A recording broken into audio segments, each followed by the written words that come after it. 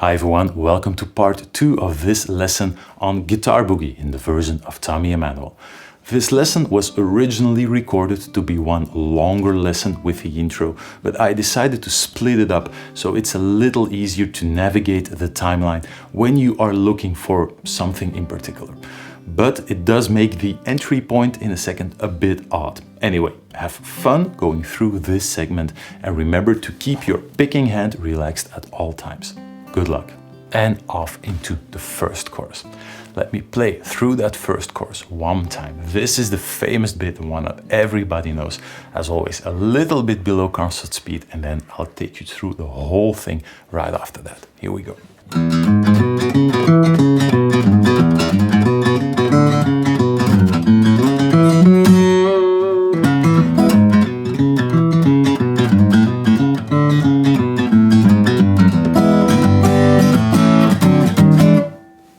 Was the first chorus. I admit it was already a bit speedy, but it is already slower than what Tommy is playing.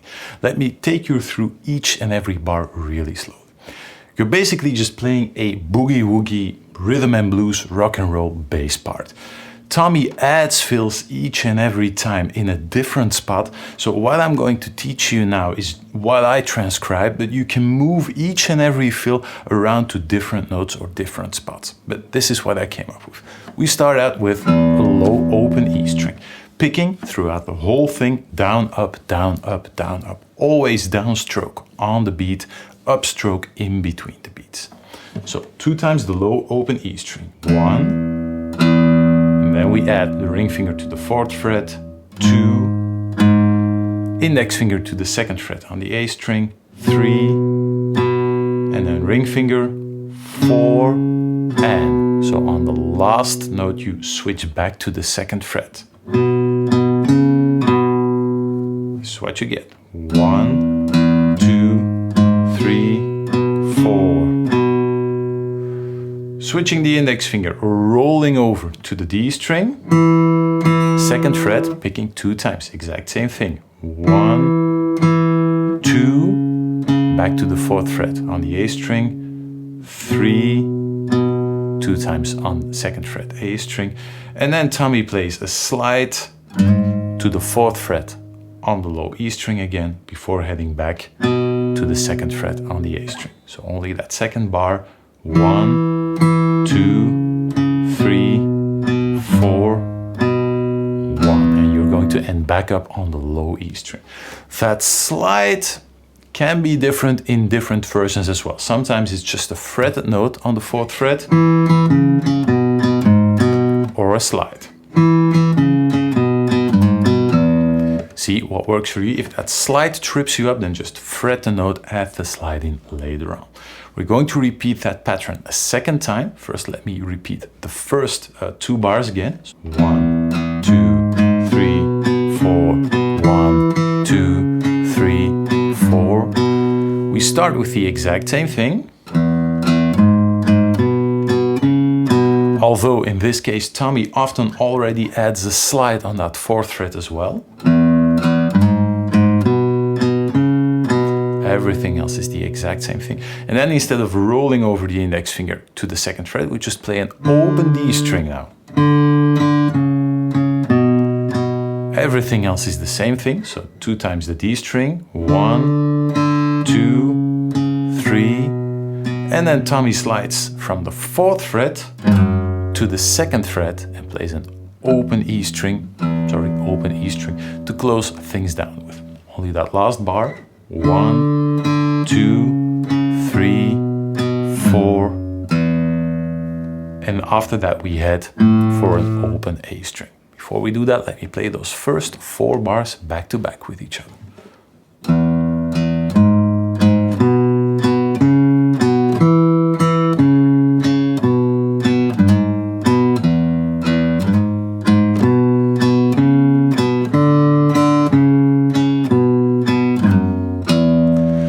Now, those slides can make a big difference once you get it up to speed. So maybe I'm just going to play it once without any sliding at all to give you the impression, or at least confirm that it still sounds good if you play it without those embellishments as well. So the exact same thing.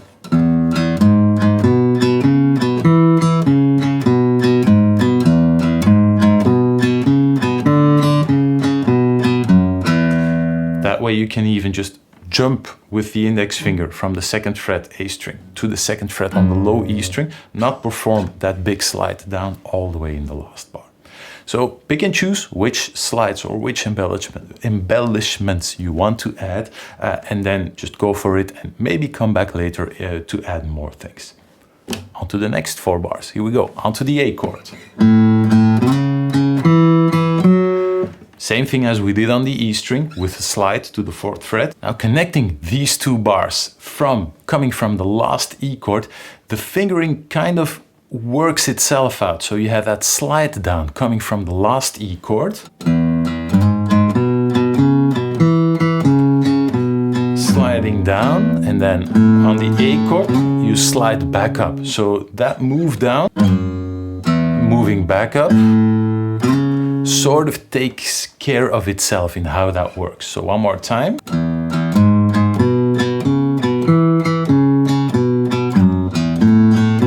See, so the hand just sticks here. And that is how you can make that fingering work.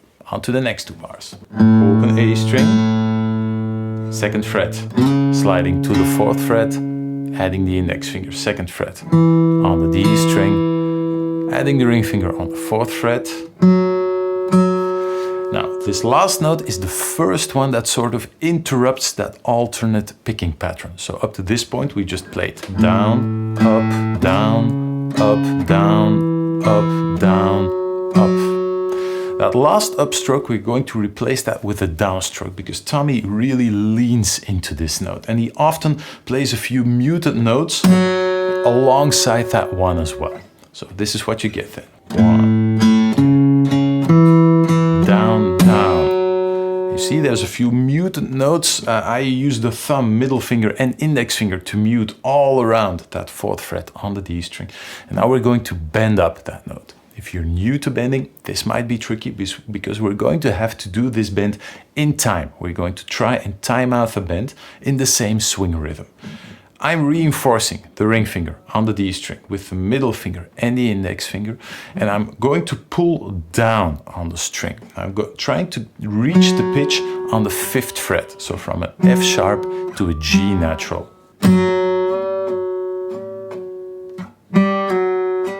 That's what we're going for. In time, and that is not that easy if you're new to bending. So this is what you are aiming for.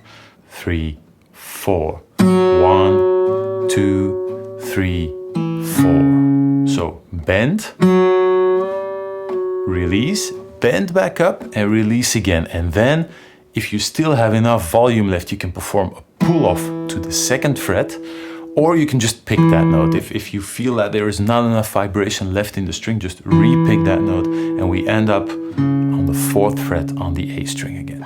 That section just starting from the bend. 3, 4, 1, 2, 3, 4. So what we're aiming, we're always dropping back down, getting the string back in its original axis on the beat. 3, 4, 1, 2, 3, 4. That is the full bending part. If you really struggle with this, maybe sliding can be an option as well. 3, 4, 1, 2, 3, 4. Can be a solution as well if that bending is really putting you off learning this tune. Together with the first bar, with the bass part on the A chord.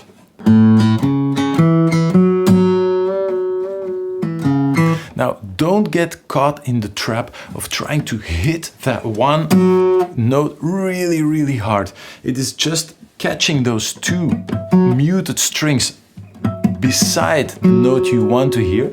And that is what gives that note that extra percussive character. We are aiming for a picking technique as relaxed as possible. I'm not trying to get any volume out of the guitar. I'm just letting the pick do the work.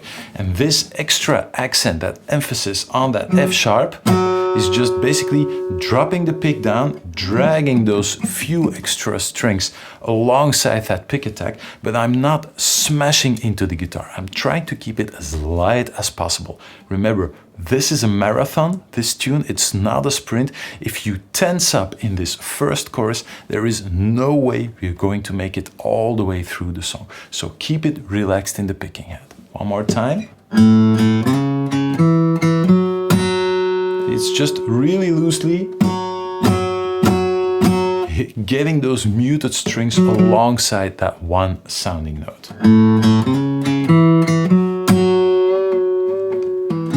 Maybe just to give you something to compare it by, I'm now really going to smash into the guitar on that one note, and you are going to hear the difference. That was a loud strum as compared to. So you get a little bit of extra energy just by brushing those strings alongside the one note you need. Remember, loose and light, otherwise there's no chance you're going to make it. One more time.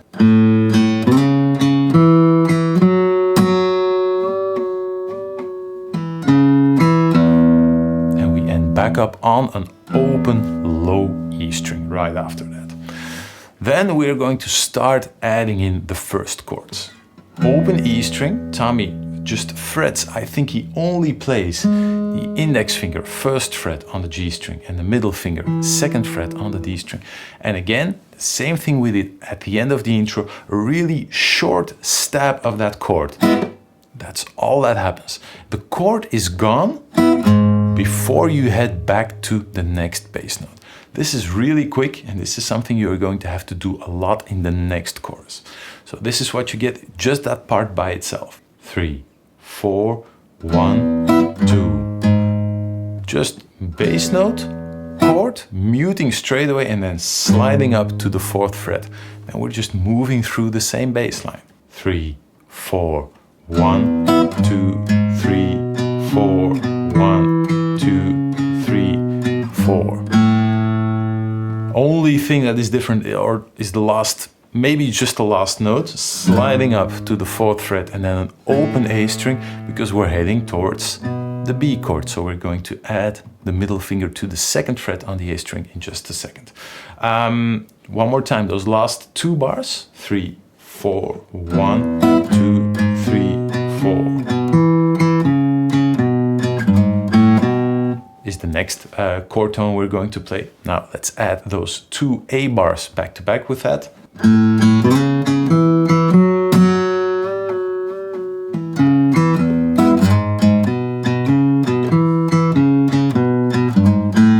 And then 2 2nd fret on the A string. And Tommy plays 2nd fret A string to an open A string, 4th fret ring finger again to an open A string, and then open D string 2 times, 4th fret A string 2 times, one more. So really slowly. 1, 2, 3, 4. And we keep moving down now. 2nd fret. 1, 2, open string, and then slide going to the 4th fret, roughly starting from the 3rd fret. 1 to the 2nd fret, 1, 2, middle finger 3rd fret, index finger 2nd fret, and ending up on an open E string. Those last 2 beats. So sliding up with the ring finger, middle finger, index finger, open string. Bass part on the B chord all the way through.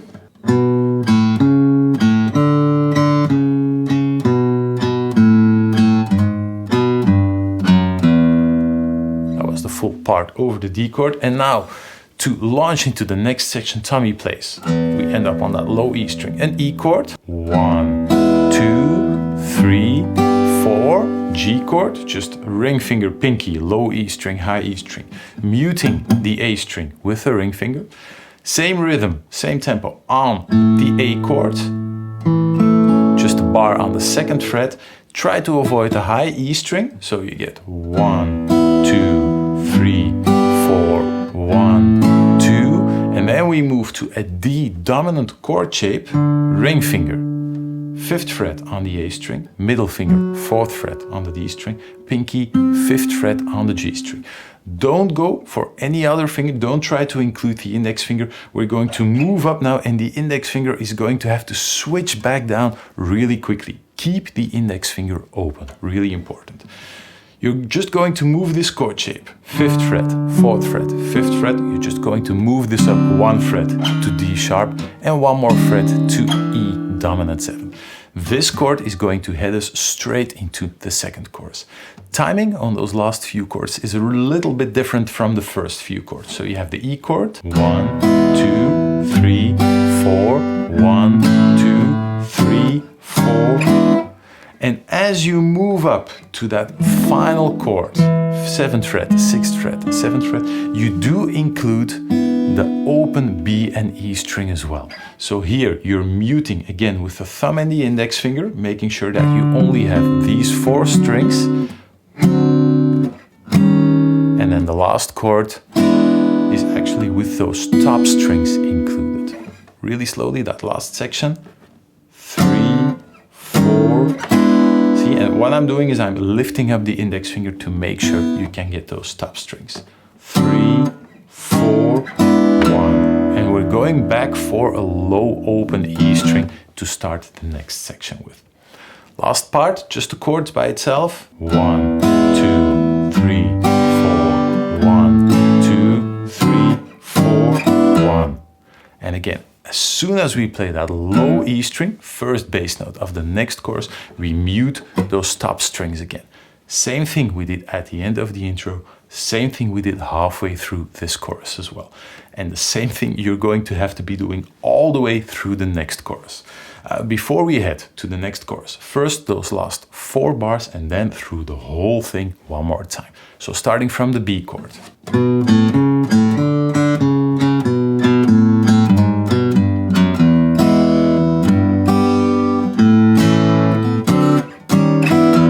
Those were the last 4 bars. Now one more time through the whole first chorus. Here we go, really slowly.